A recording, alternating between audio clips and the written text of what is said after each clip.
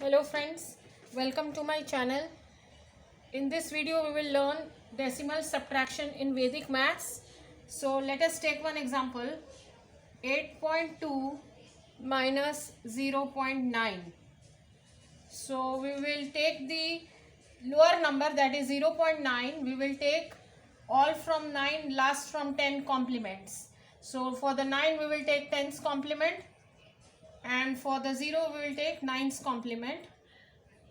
So 10's complement is 1 and 0's 9 complement is 9. So we will write it on the top.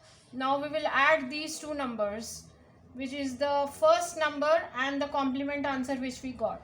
So 2 plus 1 is 3, and below the dot we will put dot, and 8 plus 9 is 17. So we got 17.3. Now we are cutting the 1 because we took the complement of the second number. So the final answer is 7.3. Thank you.